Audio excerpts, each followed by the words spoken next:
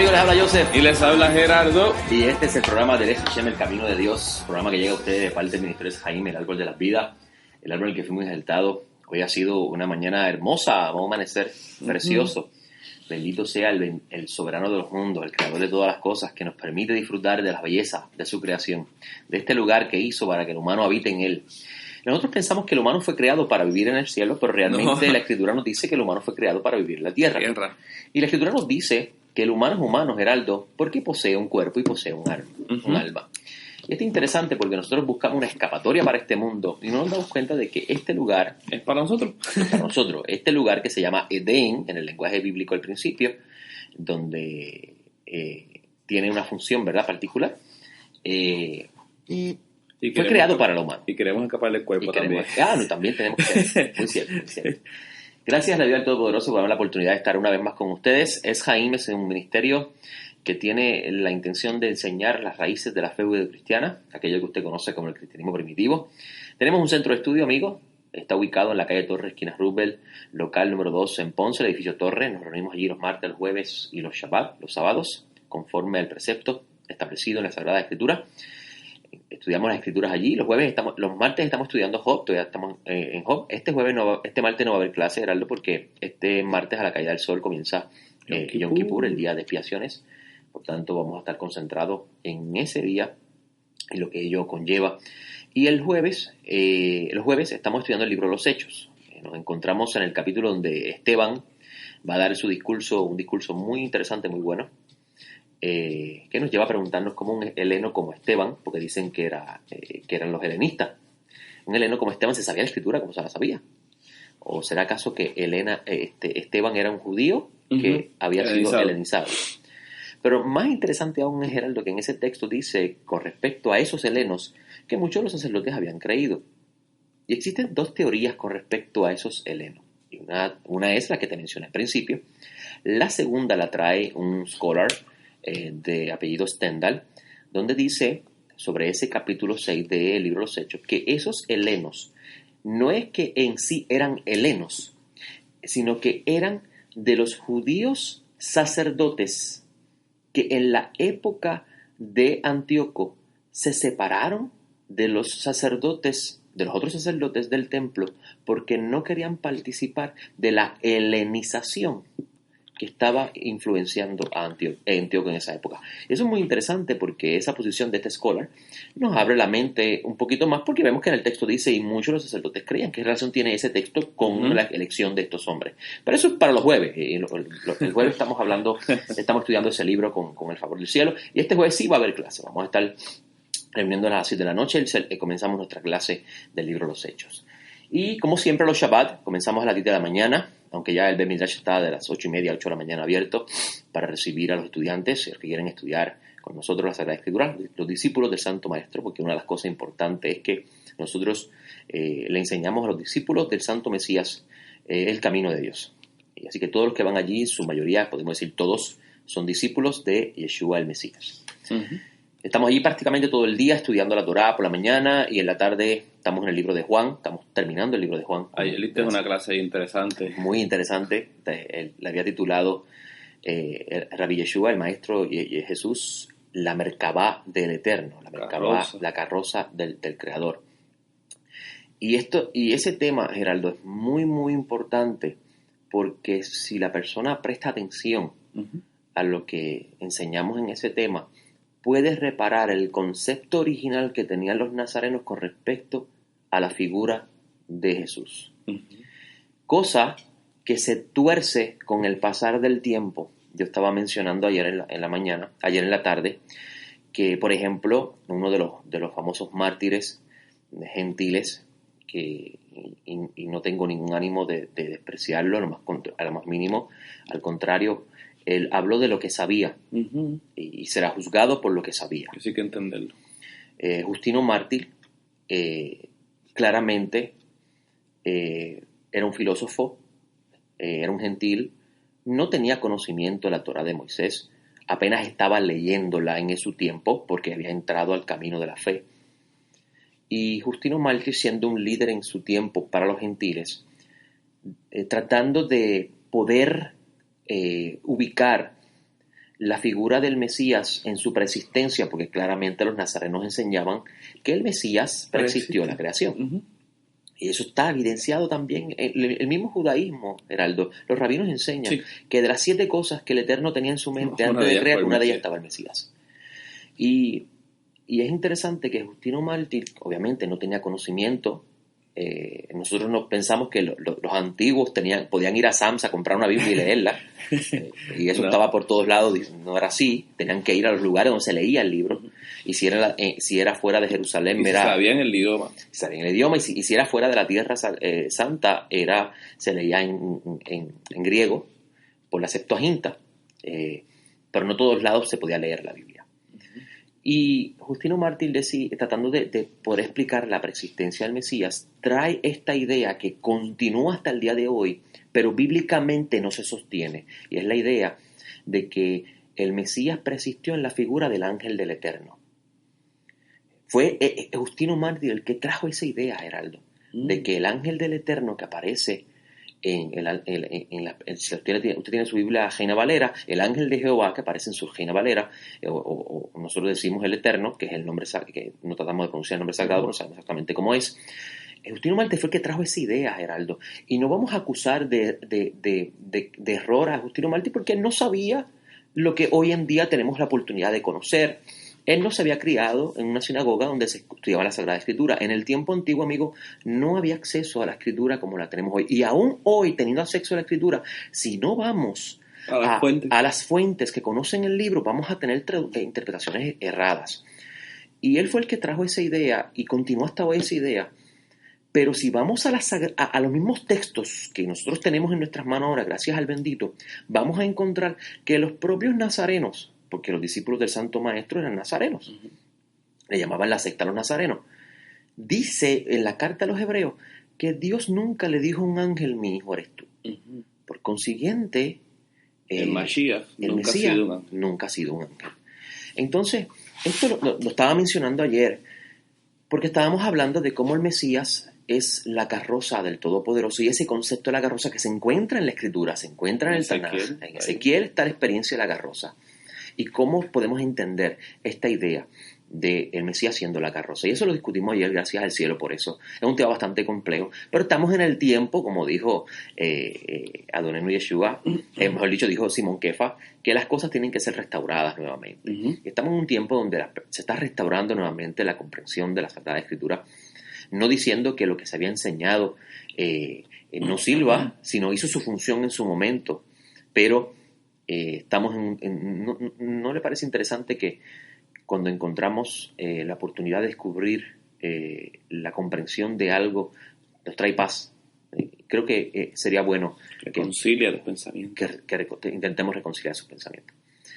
Ayer, Geraldo, en la mañana tuvimos la oportunidad de estudiar la sección Vayelej, que es la sección de la Torá que se encuentra en el libro 31, en el capítulo 31 de Deuteronomio. Estamos terminando el ciclo de estudios, quiere decir que comenzamos un ciclo nuevo el 26 de octubre. Comenzamos nuevamente el libro de Génesis. Y nosotros damos esas clases privadas para las personas que están online en diferentes partes del mundo. Tenemos un público diferente de Alemania, de España, diferentes partes del mundo entero. Está internacional, que estudian con nosotros las Sagradas Escrituras. Y Moisés está en su último discurso antes del Cántico de Moisés, que en la semana que viene, con el favor del cielo, vamos a estudiar Haazinu, Geraldo, y vamos a ver cómo la sección de Haazinu, que se encuentra en el capítulo 32 de Deuteronomio, que es el Cántico de Moisés, aparecen revelaciones. Y ese cántico los cantan los que han vencido a la bestia. Que escúcheme bien, amigo, la bestia, la marca de la bestia no es un chip en la mano y en la frente. No. Si usted quiere saber en qué consiste eso, tiene que estudiar con las fuentes, porque se va a quedar sorprendido. Y cantará las maravillas del Eterno, porque verá que el plan del Eterno, el Creador, es perfecto. Pero eso es para otro momento, no podemos dar esa clase aquí. Geraldo, ayer tuvimos la oportunidad de discutir ese segmento y compartimos un poco sobre la importancia del arrepentimiento antes de Yom Kippur. Muchas personas piensan que el Mesías abrogó todas las citas divinas con su muerte y su resurrección. Sin embargo, tenemos a un Pablo de Tarso que va a Jerusalén, según el libro de los Hechos, para participar del ayuno. ¿qué ayuno? Si el Mesías anuló todas las santas convocaciones que aparecen en Levítico 23, ¿por qué Pablo va a ir a Jerusalén a celebrar el ayuno? Y obviamente ese ayuno se refiere al día de Yom Kippur. Ujú. Y ayer estábamos hablando del arrepentimiento y quiero compartir con nuestra audiencia, para luego darte la palabra a ti, un extracto de un libro que poseo dentro de la biblioteca de nosotros del Bet Midrash, escrito por un rabino judío de la época sefardí. Usted sabe que España antes se llamaba Sefarad. Cuando usted lee a Pablo de Tarso diciendo que va a pasar por Sefarad, España. es España. O sea que ya había para ese tiempo judíos viviendo en la época de Pablo Ujú. en España. Y este rabino de nombre Moisés Ben Maimón, porque no habían apellido, Ben significa hijo, Maimón era su papá, el concepto del apellido nace después. Moisés Ben Maimón, conocido como Rambam, escribe una colección de libros que se llama Mishneh Torah, donde él comienza a explicar los códigos de los preceptos que aparecen en la Torah. Y él explica en el capítulo 5 de las leyes del arrepentimiento. Él da inicio con unas palabras que quiero compartir con esta radio audiencia, que considero muy importantes para entender por qué Dios va a juzgar a la humanidad. Okay. Y la importancia de entender por qué es importante que aún los que no pertenecen al pueblo santo tienen que, de alguna forma u otra, arrepentirse de sus errores. Dice Maimónides, todo individuo tiene libre albedrío. Si quiere encaminarse hacia la senda del bien y ser virtuoso, puede hacerlo. Y si quiere encaminarse hacia la senda del mal y ser perverso, también puede hacerlo. Es lo que está escrito en la Torá, dijo el Creador. Mira, el hombre se ha vuelto como único entre nosotros en cuanto al discernimiento entre el bien y del mal. Mira cómo estos judíos entienden ese texto. Cuando come el árbol del conocimiento del bien y el mal, dice el Creador, el hombre se ha convertido como un ser único en cuanto al discernimiento del bien y del mal. Y de ahí es que él toma la idea de que el humano tiene libre albedrío. That's nice, interesante. Que se encuentra en Génesis 3:22. Es decir, el género humano, dice Maimónides, es único en el mundo y no hay otro género que se le parezca en este aspecto. Que él mismo, con su sabiduría y consideración, es conocedor del bien y del mal. Y hace todo lo que desea, y no hay quien le impida hacer el bien o el mal. Por tanto, el Creador dijo, que no sea que extienda su mano, Génesis 3:22, en el jardín del Edén para tomar del fruto de la vida, ya que si Adán lo hacía, viviría para la eternidad y todos pensarían que Él es el Dios del mundo. Por lo tanto, el Creador lo expulsó del Edén para que no llegase a comer de ese árbol. Esto es una prueba clara del libre albedrío humano, ya que si suponemos que Adán no tenía libre albedrío, entonces el Creador no lo expulsaría, sino que podría dejarlo allí y programarlo para que no comiera de ese árbol. Entonces viene la pregunta, ¿por qué el Creador va a juzgar a un humano? Obviamente la respuesta es porque Dios le dio la capacidad de decidir entre querer hacer lo bueno y lo malo. Y por sus actos, en algún momento en su vida, él tendrá que rendir cuentas. ¿Qué le puedes aportar con eso, Heraldo? Que todos tenemos frente a nosotros la capacidad y la decisión de cómo vamos a actuar dentro de nuestras circunstancias particulares. Cada cual, no importando dónde se encuentre, tiene la opción, pues ciertamente el Creador no va a mentir, de hacer lo que es correcto moralmente o de hacer lo que es incorrecto. Es interesante que Pablo de Tarso en su carta a los romanos dice que los gentiles tienen en su conciencia algo puesto por Dios que los lleva a ellos a decidir entre hacer lo correcto y lo incorrecto. Estoy parafraseando. Pablo es bien atrevido cuando diciendo, ¿saben qué? Aquellos que no hayan conocido de este evangelio ni de esta Torah serán juzgados hasta por su conciencia. Porque el Eterno sabrá si realmente el hombre lo hizo con buena intención, lo hizo por el bien o lo hizo para inclinarse a la perversión. Y es interesante, Gerardo, que yo estuve haciendo un research, un análisis de lo que pensaban las culturas antiguas con respecto a la idea de ser juzgado. Y me llamó mucho la atención que todas las culturas bien antiguas Egipto, tenían la idea de que en un momento del tiempo, en el caso de ellos, los dioses, obviamente en el caso de Israel, porque creemos en un solo Dios, iban a juzgar las acciones de los humanos.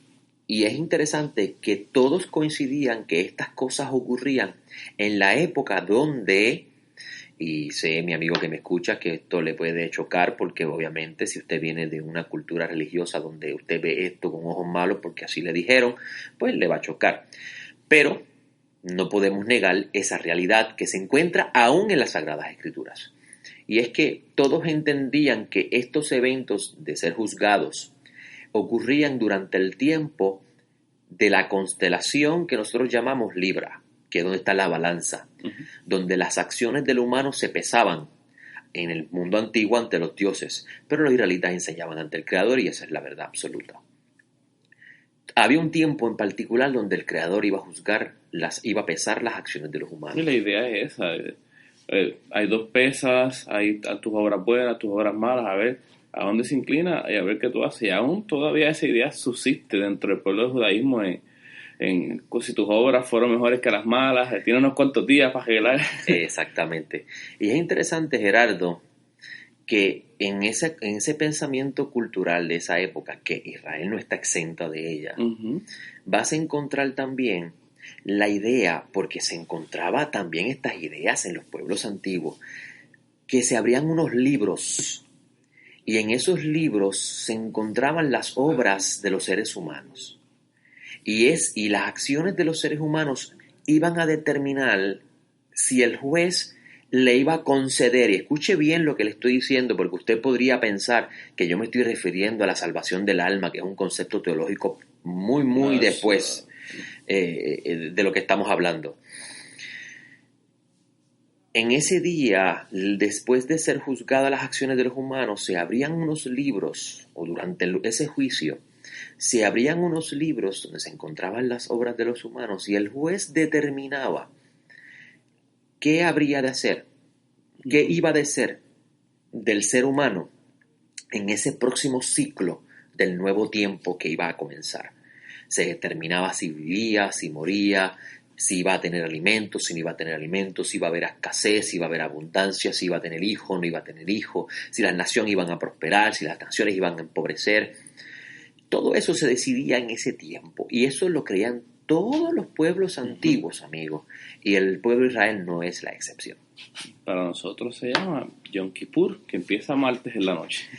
Es interesante que la Torá enseña en el libro de Levíticos que hay un día en particular, a diferencia de muchos pueblos antiguos, todavía no he tenido la oportunidad de leer eso, tal vez en otros pueblos, pero en el caso de la Torá de Moisés, había un día en particular donde el Creador había determinado, luego de haber dado el veredicto de culpable o inocente en el principio del año del mes séptimo, que era el año del calendario del humano, no es enero a diciembre, en el principio, en ese día particular, en el día 10 de ese mes, el Creador para su pueblo Israel había establecido un sistema donde borraría las consecuencias de sus acciones perversas. Expiación.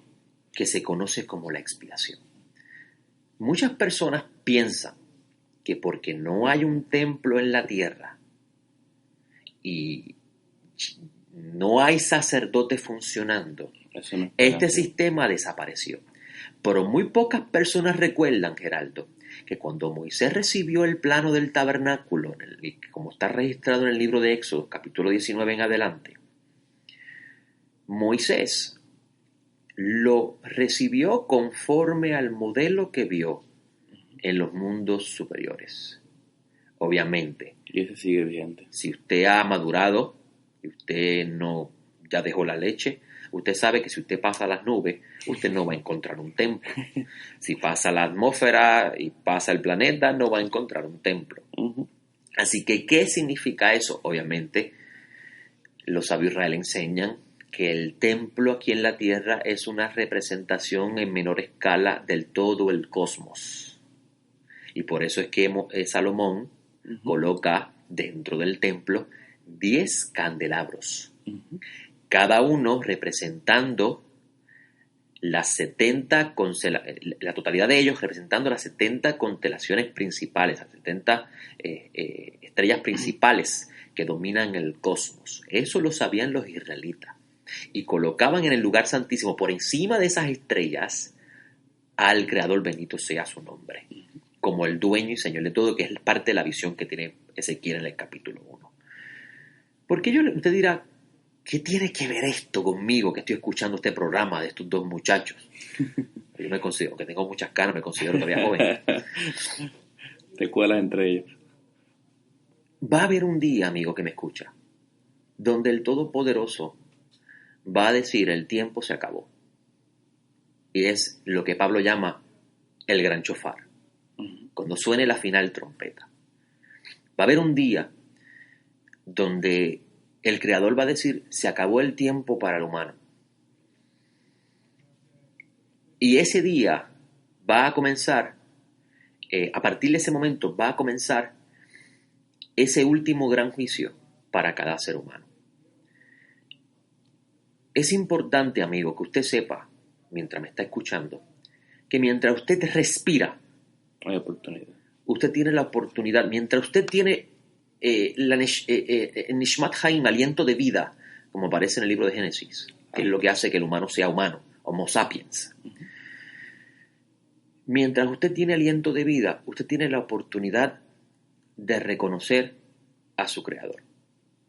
En el libro de Revelaciones, Geraldo, en uno de los capítulos,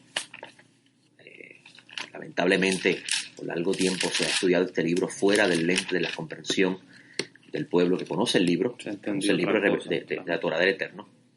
El libro de Revelaciones habla de un ángel volando en los cielos, y obviamente, amigo que me escucha, usted no va a ver físicamente un ángel volando de lado a lado con una bocina marca Bose diciendo en voz alta. No, usted tiene que entender eso de la forma que el pueblo lo explica. Hay un ángel volando en medio del cielo que tiene un evangelio eterno. Es bien interesante que si usted reversa la palabra eterno al hebreo, es la palabra olam. Y olam no significa eterno para siempre. El único que es para siempre es el Creador, bendito sea su nombre, porque Él no vive en el tiempo. Así que este evangelio eterno, esta palabra eterna en hebreo se puede traducir, es olam, y se puede entender como un evangelio que había sido oculto, que se está revelando, se está dando a conocer, porque llegó el tiempo de manifestarlo. Y Pablo tenía su evangelio, nuestro maestro Nazaret tenía su evangelio, Juan el Inmersor tenía su evangelio. Muchos evangelios. Y Juan tenía y Pablo tenía para su generación y sus gentiles en ese momento su evangelio. Pero hay un evangelio que va a ser revelado, o se está revelando, para todos los seres humanos que viven en el mundo habitable. Donde dice en el capítulo 7, temer a Dios y darle gloria, pues la hora de su juicio ha llegado. Palabras terribles. Adorad al que hizo el cielo y la tierra, el mar y la fuente de las aguas. Los pueblos antiguos pensaban que había múltiples dioses, y este evangelio es un evangelio de reconciliación, de regresar a un solo Dios, donde habrá un momento que va a ser proclamado, antes que sea el último tiempo. Estamos cerca de la humanidad alcanzar su punto culminante. No podemos negarlo. A mí me alarma, Geraldo, cómo personas niegan la idea de un calentamiento global. Mire, eso es real. A los que viven en países que las temperaturas no son tan calientes, yo les invito a venir a Puerto Rico para ver si usted va a poder resistir el calor que hay en Puerto Rico, que no se compara a otros años. Las temperaturas están cambiando, el mundo está cambiando, es una realidad. Y el libro de Revelaciones, Geraldo, dice que el Creador va a juzgar a los que dañan la tierra. Esto es una realidad. El tiempo está avanzando, las cosas están cambiando, y todo es porque el Creador desea que el humano regrese a Él, porque el humano salió del Creador. Sí, y estamos justamente a tiempo, realmente a buena hora ha llegado la palabra, y nos corresponde a nosotros no endurecer nuestro corazón como lo hicimos en Meribá, sino realmente reaccionar con humildad, porque no hay nadie que no haya errado, no hay nadie que no se haya extraviado de la senda y que Hashem, nuestro Padre, no haya traído con amor. Aún las personas, Gerardo, que no conocen la Biblia, Uh-huh. de alguna forma u otra, y la Escritura lo muestra claramente, se han alejado de la esencia de la fuente del Creador. Porque la Escritura comienza con un humano para mostrarnos que todos somos descendientes de ese Homo sapiens, de ese Adán, de ese humano. Él no se llamaba Adán. Uh-huh. Y a la misma vez, la división en Babel nos muestra que hubo un punto en la historia de la humanidad donde la creencia en un solo Dios se dañó. Uh-huh. Y todos los humanos se confundieron y comenzaron a tergiversar la idea de un solo Dios. Y es interesante, Gerardo, que en este tiempo hay un despertar grande de muchas personas de la idea de un solo Dios. De regresar a esa fuente original. De dejar esa confusión que existe, que está relacionado a la idea de Babel. Uh-huh. Es interesante que en ese mismo capítulo de Revelaciones, en el versículo que le sigue, habla de Babilonia caer. ¿Qué es Babilonia? Obviamente no vamos a hablarlo aquí porque no tenemos tiempo para ello. Término simple, la confusión de la verdad. Exactamente. La confusión de la verdad que le fue dado al pueblo santo. Uh-huh. Y ellos son los custodios de ellos. Por eso Adonai Yeshua le dice a ellos en su primer sermón, en el sermón del monte, el famoso sermón, le dice, y todos los que estaban allí presentes eran parte del pueblo santo. Ustedes son la luz del mundo. Usted tiene una responsabilidad, eso lo añado yo, de alumbrar los oráculos del santo. Pablo de Tarso dice que el judío aventaba al gentil porque le fueron entregados los oráculos de Dios. Y si usted quiere conocer la verdad del Creador, tiene que, lamentablemente, porque lamentablemente históricamente el judío ha sido muy despreciado, tiene que usted sentarse a los pies de los que conocen al único Dios verdadero. Que ya en época tomarán los flecos de un judío, lo agarrarán y le dirán, enséñame a tu Dios. Eso se encuentra en Zacarías, dice Zacarías, en aquel día vendrán 10 de las naciones, se agarrarán del manto un judío y dirán, vamos contigo porque sabemos que el Dios verdadero está con ustedes. Y ese tiempo se está cumpliendo frente a nosotros. Sí. Como muchas personas están reconociendo que el Dios de Israel es el Dios verdadero y que la verdad reside en lo que el pueblo ha guardado. Así es. Así que tenemos una responsabilidad, nosotros que llevamos la palabra del Creador a las diferentes plataformas donde nos escuchan, de llamar al humano, no importa sea judío o sea gentil, a retornar al Creador antes de que se acabe el tiempo. Y en Génesis aparece un secreto que está en los 120 años, uh-huh. donde los sabios de Israel dicen que el Creador no va a contender con el humano para siempre, sino que le dará 6,000 años a la humanidad. 6,000 años antes de que se acabe el tiempo. Así que ya proféticamente Moisés había codificado el tiempo en que el Creador le iba a dar al humano.